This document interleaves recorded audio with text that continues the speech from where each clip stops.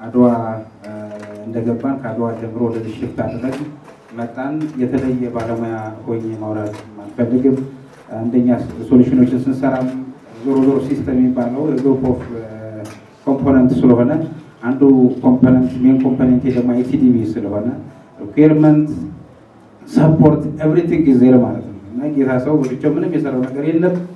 ስለዚህ አብረን ነው ኮላቦሬሽን ነው የሰራ ነው እና ሲጀመር እኔም ደግሞ አሁን ከተማ አስተዳደሩ አብዛኛው የኔ ደግሞ ለአንድ ታርጌት ለሆነ ተቋም ብቻ ስላልሆነ አብዛኛው ተደራሽ የሚሆኑ ሁሉንም የሚመለከቱ አንድ ሶሉሽን ሆኖ ሁሉንም አዲስ የሚያደርጉ ስላለ የኢቲዲቢው ሰራተኛ ነው የሚባለው እና እንዲሁም ሲስተሙ ከኔ ጋር የማያገናኙት ለምሳሌ እንደዚህ ከሆነ ለኢኖቬሽን ነው ቀጥታ የሚደወልም የሆነ ነገር ከሆነ ፕላስ ቱዛት ደግሞ እኔም ደግሞ ለሰፖርት ብቻ ነው የሚሄድ እንጂ ሲስተም እንደዚህ ለማድረግም አይደለም እና ሰው ወዶት ነው የሚሰራው።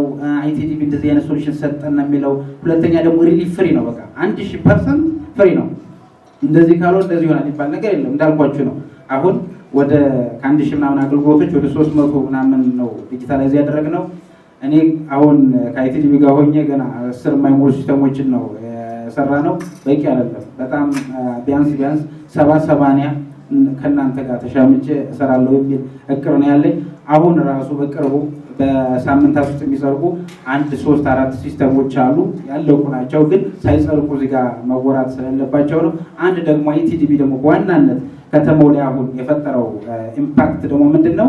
እንደዚህ ዲሴንትራላይዝ የሆነ ሲስተም በጎንዮሽ የሚሄድ በየተቋማት እንደዚህ ተናጠል የሆነ የተበጣጠሰ አይነት ሲስተም እንዲተገበር አለመፍቀዱ ለእኛ ለምንደግሞች ስራት ለምንሄዶች በጣም ጠቅሞናል። ለምሳሌ የትኛውን ቦታ ላይ አሁን በቃ ሲስተም የሚሰራው አሴ ፕላትፎርም ነው።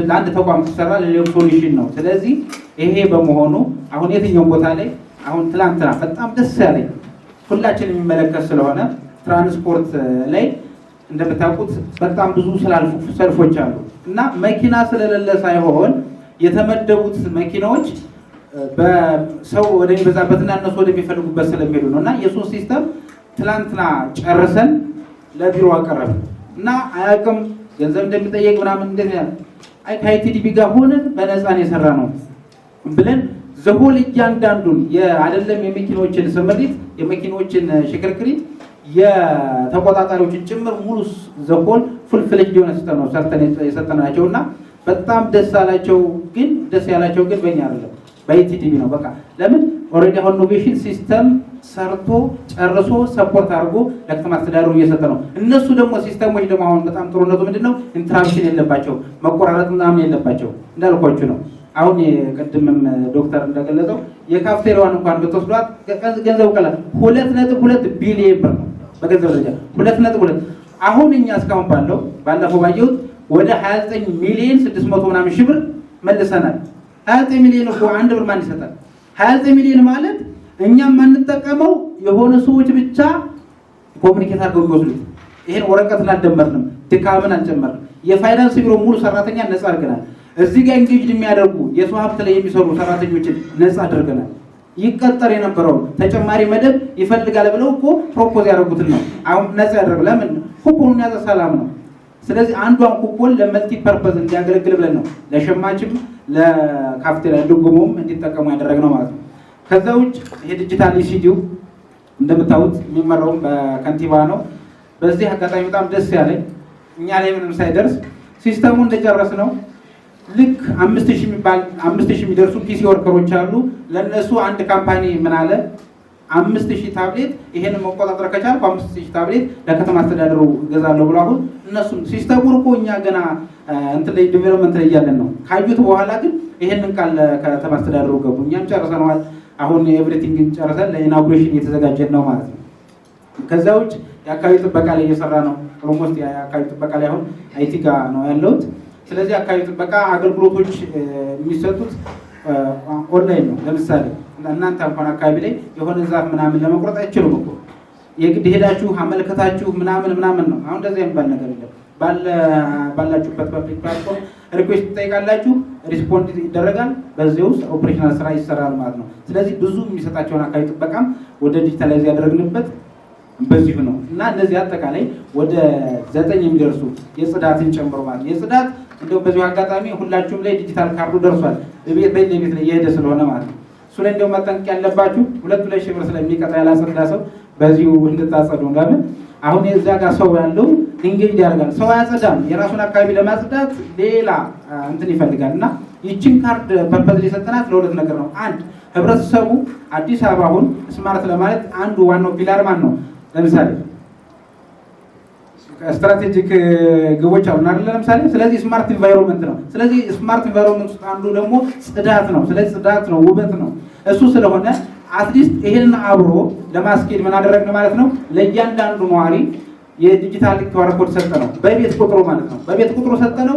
ባለሙያ ለዚያ ደግሞ የተመደባለ በብሎኪንግ የተመደበ ባለሙያ አለ። ያ ባለሙያን አንድ እዚያ ነዋሪ ጋር ለመድረሱ ማረጋገጫ ነው። ሁለት ደግሞ ነዋሪውን ኢንጌጅ ስለማድረጉ እንጂ ባለሙያው ሄዶ የመከካር ነገር ነበር። ለዚያ ነው ሰው በብዛት ወጥቶ እዚያ ጋር እስካን ምናምን ሲያስደርግ የምታውቁት ዝም ብሎ አይደለም እንጂ ስኳር አለብኝ ባንክ ነው የምሰራ ምናምን እያለ ሄድ ነበር። አሁን የለም አይል ወርቅ ነው እያለም ግን እስካን አድርግልኝ ይላል። ስለዚህ ቢያንስ በዚህ ደረጃ ኢኒሼቲቭ እንዲኖረው ከዚያም መጨረሻ ላይ ደግሞ ስማርት የሆነ አዲስ አበባን የመፍጠር ከዚያም አልፎ ደግሞ ዲጂታል ኢትዮጵያን እውን ለማድረግ ቢያንስ በሙሉ ልብ ምንም አይነት ባክ ላይ በሌለ ኢንተረስት እየሰራን ነው። ስንሰራ ግን እንዳልኳችሁ ከእናንተ እኔ የምለየው እኔ ኦልሞስት የውስጥ ሰው ነኝ። ከኢኖቬሽን ጋር ደግሞ ኦልሞስት አብረን ነን እና እናንተም በርቱ፣ እኛም እየበረታን ነው። ታንኪዩ። መጀመሪያ ያው ከሀሳብ ከአንድ ግለሰብ ሀሳብ አልፎ ከአይምሮ ከወረቀት አልፎ በዓይን የሚታይ በእጅ የሚዳሰስ እንደ እግዚአብሔር ፈቃድና ቅን ሆነ ያላቸው በሙያው ላይ ዘርፍ ያላቸው ሰዎች በእነሱ እገዛ አማካኝነት አሁን የደረሰበት ደረጃ ላይ ደርሶ እንደምናየው ይህን ይመስላል። አንዱ ትልቁ ሚና የተጫወተ ብዬ የማስበው ምንድነው፣ ስራው መጀመሪያ በአንድ ግለሰብ ሊሆን ይችላል። ነገር ግን ከአንድ ሰው አልፎ ይበልጥ ወደ መሬት ከወረደ በኋላ የብዙዎች ኃላፊነት ይጠይቃል ብዬ አምናለሁ። ይህ የመጀመሪያው ቀዳሚ ሚና የወሰዱ ወይ ደግሞ በጎን የሆነው አለውልህ፣ አይዞህ፣ ትችላለህ፣ መውደቅ መነሳት ታሪክ ነው፣ ፊት ለፊትህን ብርሃን አለ፣ አሁን የምታየው ጨለማ አላፊ ነው የሚል ሞራል እየሰጡ አሁን ያለሁበትን ስቴጅ ላይ ቆሜ እንድናገር ትልቅ ሚና የተወጡ የኢኖቬሽንና ቴክኖሎጂ ልማት ቢሮ ምክትል ኃላፊ ዶክተር ቱሉ ጥላሁን ከልብ ላመሰግን እወዳለሁ። እንዲሁም አካባቢ ያሉት አቃቂና ቃሊቲ ኢኖቬሽንና ቴክኖሎጂ ልማት ቢሮ ዶክተር አቶ አበራ ባቢያ ከልብ አመሰግናለሁ። ሌሎችም አሉ እጅግ ብዙ። አጋጣሚውን ተጠቅሜ የተወሰነ ልጥቀስ የሚለው ሀሳብ ነው እንጂ ወደ እንትኑ ስናልፍ ምንድን ነው ወደ የተሰሩ ስራዎችን ስናልፍ አሁን እንደምናያቸው እንዲህ ቀላል ነገር አይደለም። አንድ ሂስትሪ በጣም ረጅም ነው። ማንም ሰው የራሱ ፈጠራ ይኖረዋል፣ የራሱን መክሊት አለው ያምናለሁ። ያ መክሊት ግን አውጥቶ ወደ መሬት ላይ የመውረድ የመጠቀምና ያለመጠቀም ብቻ ነው ልዩነታችን ነው ያስባለሁ። እኔ ምንድነው ያደረኩት ለዘመናት ውስጥ ከውስጤ ላይ ያረገዝኩት የጸነስኩት ሀሳብ ወደ መሬት ወርዶ ለአገልግሎት እንዲሆን እንዲሁም ደግሞ አካባቢያዊ ችግር ፈቺ እንዲሆን ማዋል ነበረ ትልቁ ድሪሜ። እንደ እግዚአብሔር ፈቃድ ያለኝን ካፒታል ተጠቅሜ ምንም ነገር ያን ያህል እንኳን ባይሆን ያቺ ያለሽ በመያዝ በድፍረት እስከ መቼ የሰው ልጅ አርግዞ ይኖራል የሚለው ትልቅ ተነሳሽነት በመያዝ ስራው ጀመርኩት። ስራው ሲጀምር እንደሆነው የተሻለ ካፒታል ወይ የተሻለ ፋይናንስ ኑሮኝ አይደለም። ነገር ግን አንድና አንድ ብቻ ያልኩት ነበር፣ እምነትና ይቻላል የሚለው ሜንታሊቲ ብቻ በመያዝ ስራው የጀመርኩት። ብዙ ታወረዶችን አልፌያለሁ፣ ብዙ መሰናክሎችን አልፌያለሁ። ሊሻገራቸው የማይመስሉ ጨለማዎችን በሙሉ ተሻግሬያቸዋለሁ እንደ እግዚአብሔር ፈቃድና አንዳንዱ አካባቢ የሚገኙ ቀን ልቦና ያላቸው ሰዎች አሁን ያለበት ደረጃ ደርሷል። አሁን መድረሱ ፍጻሜ ማለት አይደለም፣ ጅማሬ ነው። ከዚህ ከደረሰ በአንድ ግለሰብ ሀሳብ በአንድ ጥረት እዚህ ከደረሰ ቀጣዩ ብዙ ጥረት ብዙ የሌሎችን አጋርነት ይጠይቃል። አንዲት ወፍ ለመብረር ሁለት ክንፍ ግድ ያስፈልጋታል። እኔን አንዱ ክንፍ ነው የሰራሁት ብዬ አስባለሁ። ሁለተኛ ክንፍ ተጨምሮበት አየር ላይ እንዲበር የብዙሃን አጋርነት ያስፈልጋል ብዬ አስባለሁ። ይሄ ኢኖቬሽንና ይሄ የአቪዬሽን አጠቃላይ ስራ ይሄ ብዙ ዘርፈ ብዙ ነው ብዬ አምናለሁ። ለምን እንዲህ በቀላሉ የሚታይ ነገር አይደለም። ይህን ወደ ማህበረሰቡ ሲደርስ አካባቢው ችግር ፈቺ ሆኖ ወደ ማኒፋክቸሪንግ ሲቀየር ግን ብዙ ስራዎችን ብዙ ችግሮችን መቅረፍ እንደሚችል ይታየኛል፣ አምኜበትም አለው። እንዴት ደረሰ የሚለው ነገር አሁን የምታዩት አሁን እዚህ ላይ ለምሳሌ ሙከራ እየተደረገበት ያለ ነው። መሬት ላይ የማንቆቆር ስራዎችን ውጤታማ በሆነ መንገድ አይቼበታለሁ፣ አረጋግጬበታለሁ። እያንዳንዱ ዝም ብሎ የተሰሩ ወይ ደግሞ አንድ ብረት ዝም ብሎ የምትመቅጠም ወይ ደግሞ እንደምናየው ለእይታ ብቻ በሚያምር መልክ የተሰራ ስራ አይደለም። እጅግ ውስብስብ የሆኑ ስራዎች፣ እጅግ ውስብስብ የሆኑ የሳይንስ ምርምር የሚያስፈልጋቸው ናቸው። አንድ የሆነ ስራ ክሬት ሲደረግ ቀላል ነገር ሊሆን ይችላል። ይሄኛው በተለይ አየር ላይ ጋር ነው ጨዋታው ብዬ አስባለሁ። ከአየር ላይ ለምሳሌ ስትበርር የህይወት ጉዳይ ነው። ይሄን ደግሞ ቀልድ ወይ ደግሞ ትኩረት የሚነፈቅበትን ሳይሆን እጅግ ውስብስብ የሆኑ ነገሮችን ትልቅ ጥናት የሚደረግበት ስራ ስለነበረ ለረጅም ጊዜ ባለኝን መጠን ባገኘሁትን መረጃ እንዲሁም የተሻለ እውቀት ባላቸው ሰዎች መረጃ ስሰበስብ ነው መጀመሪያ የቆየው። ከዛ በኋላ ነው ወደ ስራ ገብቼ አሁን ያለበት ደረጃ የደረሰ እያንዳንዱ ሳይንሳዊ መንገድ ተጠቅሜ ነው በሚችለው ያህል እዚህ ላይ ያደረስኩት። የማንቆቆር ስራዎችን እያንዳንዱ ያለበት የሴንተር ኦፍ ግራቪቲው ሴንተር ኦፍ ፕሬዠር የሚባላል ሳይንስ እንዲሁም ደግሞ ኤሮዳይናሚክስ መሰረት ያደረገ የክንፉ ቅርጽ ውጤታማ በሆነ መንገድ ተሰርቷል ያምናለሁ። የተለያዩ በዶክተር ቱሉ አማካኝነት የተለያዩ ባለሙያዎችን የተሻለ እውቀት ያላቸው ሰዎችን መጥተው ግምገማ እንዲያደርጉበት ገና ወደ ማንቆቆሪያ ቦታ ከመውጣት በፊት ወርክሾፕ ውስጥ እያሉ ግምገማ እንዲደረግበት ካደረጉ በኋላ ነው ወደዚህ ያወጣሁት። በነገራችን ላይ 2016 ነው ያኛው መጀመሪያ ሁለት ናቸው። በነገራችን ላይ የተሰሩት ኤርክራፍቶቹ ሁለት ናቸው። መጀመሪያ የሰራሁት ያው እዛ በኩል የምናየው ክንፉ ቀይ ከለር ያለበት እሱ ነው መጀመሪያ የተሰራው።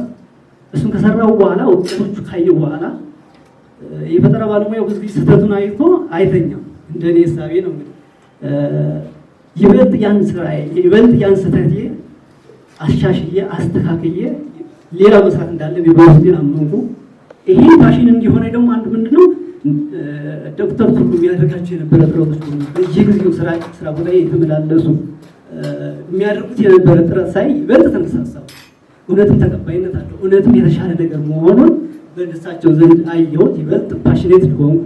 ሌት ተቀን ብዬ ይሄ 2017 ይሄኛው 2017 አንድ ዓመት በፊት ሁለተኛ ሰራሁት። ያኛው 2016 ነው ያለቀው። የተጀመረበት በጣም ረጅም ጊዜ ነው በነገራችን ላይ። ሁለተኛ ግን ይሄኛው ግን በአጭር ጊዜ ነው የሰራሁት። ያገኘሁት ልምድ ነበረ። ከዛኛው የተማርኩት ብዙ ነገር አለ። በጣም ቀላል ነው። ለምሳሌ የዛኛው መጨረሻ ላይ ሳታይ ይሄ ሁለተኛው መስራትና ደፍሮ መጀመር ብዙ ነገር ሊጠይቅ ይችላል።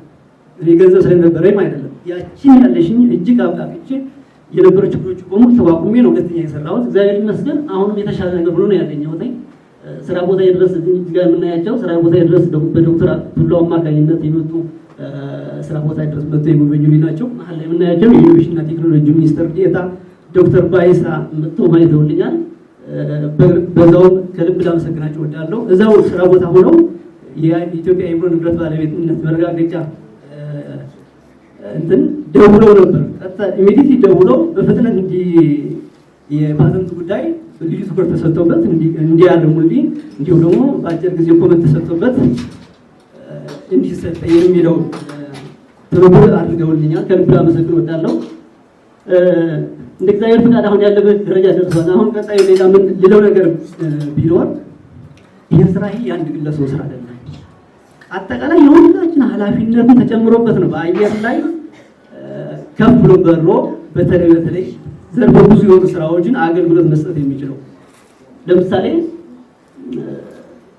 ለግብርና፣ ለቱሪዝም እንዲሁም ለአጠቃላይ የኢትዮጵያ ኢኮኖሚ ከፍ የሚያደርግ ነው ብዬ አምንበታለሁ። ለምሳሌ ለምን ያገለግላል ብለን ብናስብ ለግብርና ሰፋፊ የሆኑ እርሻዎችን የዘር አረም ርጭትም ያካሂዳል። እንዲሁም ለምሳሌ ሌሎቹም ቱሪዝም ለምሳሌ የምናያቸው ኢትዮጵያ ውስጥ ያሉ አብዛኛዎቹ ብዙ ሀይቆች አሉ። ሀይቆቹ ዳር ደግሞ አብዛኛው ምን አለ ሪዞርት አለ። ይህን ሪዞርት ከውጭ ሀገር የሚመጡ ሰዎች ለምሳሌ ምን ይጠቀማሉ? የቱሪስት መስህብ እነኚህ ልክ በጀልባ ለሁለት ነገሮች ናቸው የሚሰሩ። መሬት ላይም ማንቆቆል ኖርማል መነሳትም ይችላሉ። ባህር ላይ ሆኖ ልክ እንደ ጀልባም መነሳትም ማረፍም ይችላሉ። ሁለት አድቫንቴጅ ናቸው ያላቸው በሁለቱ ገጸ ምድር ወደ በሁለቱ መልክዓ ምድሮችን አገልግሎት መስጠት ይችላሉ። ስለዚህ ይህ ወደ ተግባር እንዲገባ የሁላችን አጋርነት ይጠይቃልና እስካሁን ድረስ በአንድ ግለሰብ ነው። ቀጣይ ጊዜ የሁላችን ተሳትፎ ያስፈልጋል። እንደ ቀላል ነገር እናየው አይገባም ልል እወዳለሁ። ለተሰጠኝ ጊዜ አመሰግናለሁ።